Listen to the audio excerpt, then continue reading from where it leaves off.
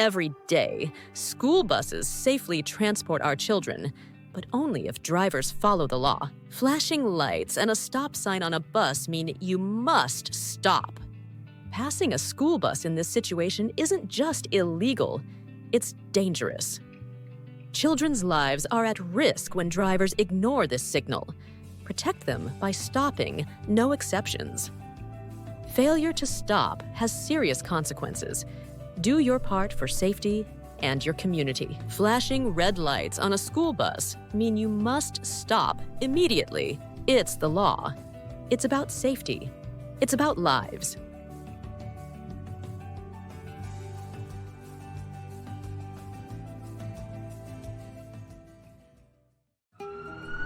We've all been there, running late, feeling the pressure, but at what cost? Speeding contributes to nearly 1/3 of all fatal car crashes. Every 10 miles per hour over the speed limit doubles your risk of a fatal crash. Speeding isn't just risky, it's deadly. It reduces your reaction time and magnifies the impact of every collision. Families are forever changed by one bad decision. One moment of speeding can mean a lifetime of regret. The faster you go, the longer it takes to stop. At high speeds, every second counts and can cost lives. Respecting speed limits saves time, money, and lives. Reckless speeding can cost you tickets, insurance hikes, jail time, or worse. Speeding doesn't just endanger you, it endangers everyone around you. Speed limits aren't a suggestion. They save lives, yours and others. Slow down. Arrive alive. That text can wait. That call isn't worth a life.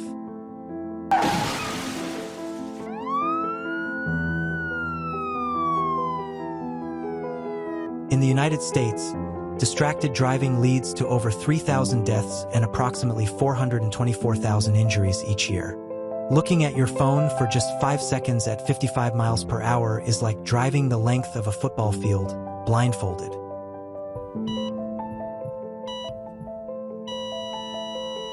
Is that text worth never making it home? Put the phone down. Focus on the road. Lives depend on it. Drive safe. Arrive alive. Well, good afternoon, everyone. It is great to be here in Conway, great to be in Franklin County. This is such a wonderful and beautiful part of our state. And we're here today to talk about something really important, and that is making the investments that we need to make in basic infrastructure. Roads, bridges, fixing culverts, repairing the things that get in the way of quality of life and fundamentally impact people's health and well-being, because you can't get from here to there without a lot of challenge. And I'm just grateful to be here today, joined by members of my administration and team, our Secretary of Transportation, Monica Tibbits-Nutt, our Highway Administrator, Jonathan Gulliver, Fran Henning, who's our district champion. You should come up here. Thank you for what you do. Our Director of Rural Affairs, Ann Goby, and our Director for Western Massachusetts, Kristen Aleko. All these folks are here working hard for you out of our administration. I also am so grateful to be joined by amazing colleagues in the legislature. With us today, Senator Joe Comerford, Senator Paul Mark, Representative Natalie Blais. Thank you for all that you do, including considering the proposal that I filed to bring about more funding for transportation. We just came from a meeting with a number of town administrators, and I want to give special thanks to Linda Dunleavy of FERCOG, the Franklin County Regional Council of Governments, for convening. How many town administrators did we have? I think 20, yeah, almost all, 26, to have a conversation about our idea for how we can make better use of funds and what communities need in terms of support. And it was really, really insightful. and we are in Conway, so I want to thank our town administrator, Veronique Blanchard, for hosting us in this beautiful, beautiful library. Some of the things that we talked about roads and bridges that need to be modernized and repaired, the need for better transportation to support resident mobility, create economic opportunity, the need for more resilience to floods. I was out here, was it a year ago? I mean, it's a near weekly occurrence that there is some severe weather event that wreaks all sorts of havoc with basic infrastructure. And the need ultimately for more funding and more equitable funding statewide from the state. And that's what we talked about. I come to this, having taken office 2 years ago, when we saw that a lot of these needs that we're feeling now have been the result of, frankly, decades of neglect, not making the investments that we've needed to make. And just as at home, if you don't take care of something small, it only becomes bigger, and over time, it only becomes more expensive to deal with. And frankly, that's what happened in our state for many, many years. Our very first summer in office, we stood with many in this region as we saw the severe flooding around the Connecticut River and elsewhere. We were determined to do things differently as an administration. We started by calling on a new grant program for rural roads. This year, we intend to go further through a game-changing transportation funding plan. Basically, what is this? So, we have this surtax now that the voters passed a couple of years ago. That generates revenue for the state. Half of that revenue is supposed to go to education, half of that revenue is to go to transportation. What our budget chief figured out is that the money that is going to transportation, we can use that money, leverage that money to access capital, as any other business or corporation does, and have at our disposal a lot more funds. So because of that, that's no new taxes, okay? That's dealing with existing revenues and smart fiscal management. We estimate and propose that we can spend $8 billion over 10 years on transportation and do that statewide. Under our plan, communities like Conway and others across Franklin County will see the largest percentage funding increases in the state. This begins with an investment in what's called Chapter 90. These are the funds going out to cities and towns for basic infrastructure, transportation. We're going to increase by 50% to $100 million annually. And every dollar of that additional $100 million will be subject to mileage-based formulas. I'm a kid who grew up in a small town, 1,100 people at the time, low population. I know that's a massive population compared to some of the communities here in Franklin County. But for too long, the way that funding was distributed in this state is it was done according to population. And what we are proposing to do is change that, to have it done by mileage, the actual amount of roads within a given community. So that alone, we think, is a game changer. We also want to invest $200 million in culverts and small bridges that increase flood resilience, and we're going to make new investments in our RTAs, regional transit authorities, and microtransit solutions, which we think are really smart, especially for our rural areas. So again, just really thrilled to be here. I want to thank all of you in local government. You have to work and you have to do more with a lot less, and so I appreciate the work that is done day in and day out, and a lot of it is done, I know, on a volunteer basis. So know that we're a team that wants to support you, and to that end, I want to bring forth our great Secretary of Transportation, Monica Tibbits-Nutt.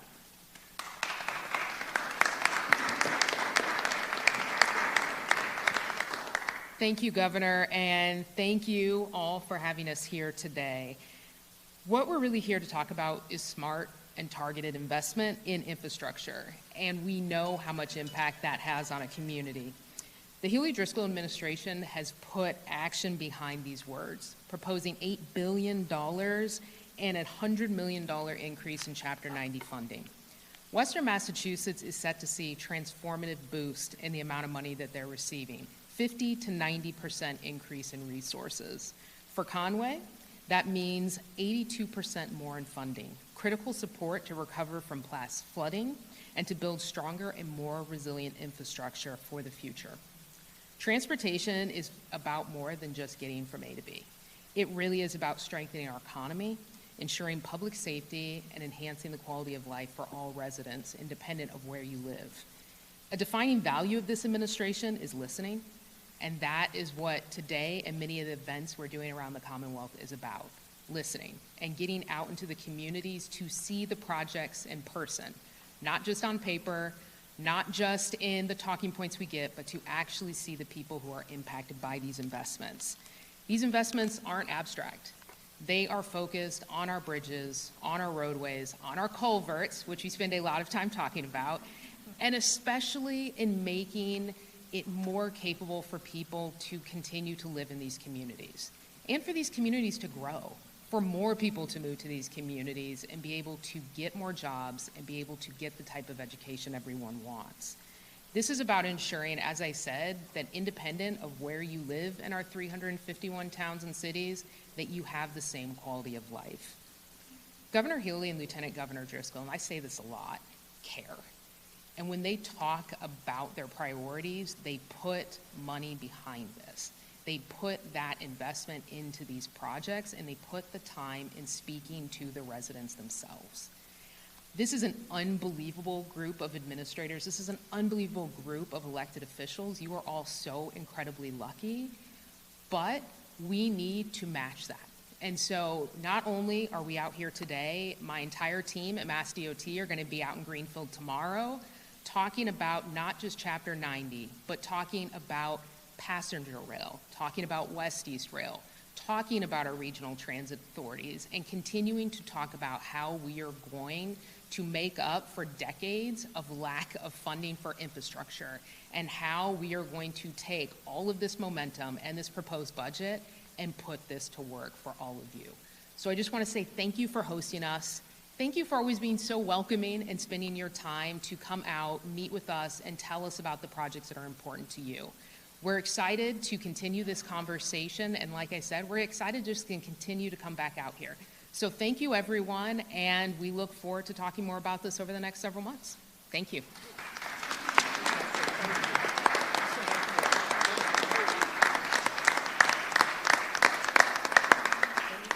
Turn it over to you, Administrator. Yeah. Okay, thank you. I just want to, I'm Veronique Blanchard, Conway Town Administrator, and I just want to express my deepest gratitude to the entire team that is here, because as you all are aware, we were devastated by floods in 2023. And this group right here, this entire team, are the ones who got us through that. I just want to say that the Healey-Driscoll administration's focus on small and rural towns has increased both funding and administrative help for small towns like Conway, which is incredibly important. The addition of the Rural Affairs Office, led by Ann Goby, is incredibly important in having our issues both heard and addressed. Adjustments to programs such as Chapter 90, which take into account the struggle that towns with small populations but large numbers of road miles face in trying to maintain the structure, integrity, and safety of our roads, are essential for the small and rural towns. So I just want to say thank you on behalf of all of us for everything that you're doing for us. Very grateful. Thank you so much. Thank you so much.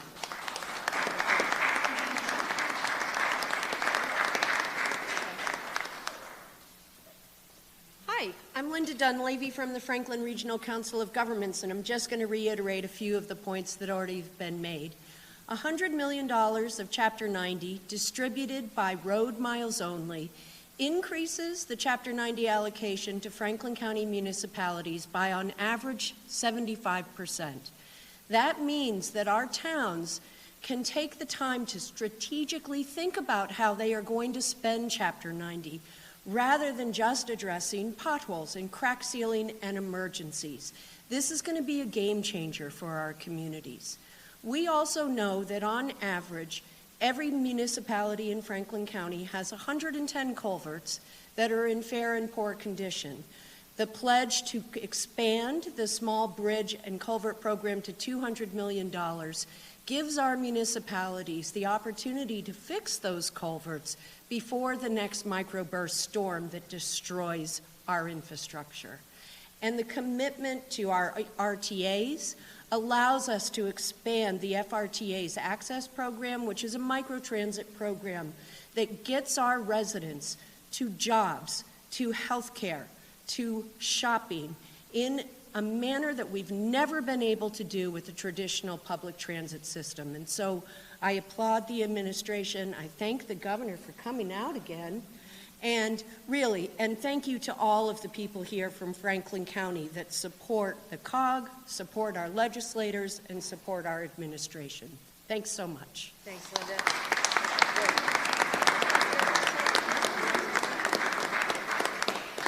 Great, thank you. Does, any questions on topic? No? We're good? All right, great. Well, thanks, everybody.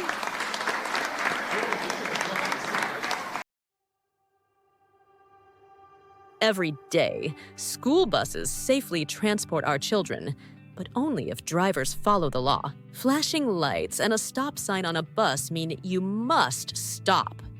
Passing a school bus in this situation isn't just illegal, it's dangerous. Children's lives are at risk when drivers ignore this signal. Protect them by stopping, no exceptions. Failure to stop has serious consequences. Do your part for safety and your community. Flashing red lights on a school bus mean you must stop immediately. It's the law. It's about safety. It's about lives.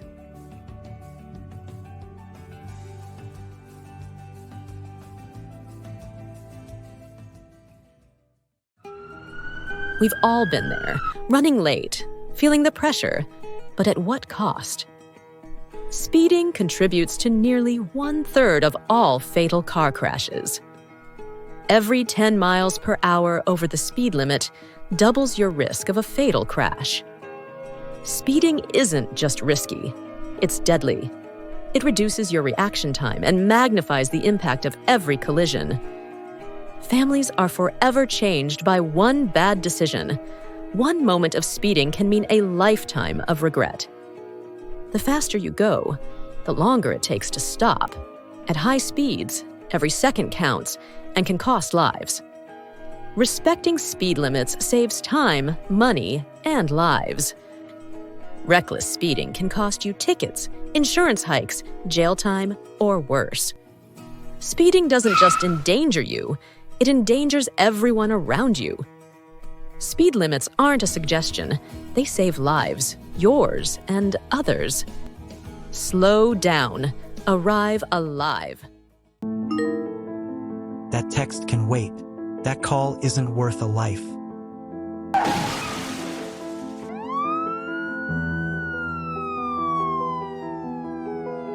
In the United States, distracted driving leads to over 3,000 deaths and approximately 424,000 injuries each year. Looking at your phone for just 5 seconds at 55 miles per hour is like driving the length of a football field, blindfolded.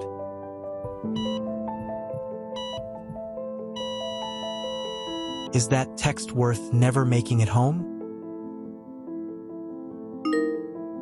Put the phone down. Focus on the road. Lives depend on it.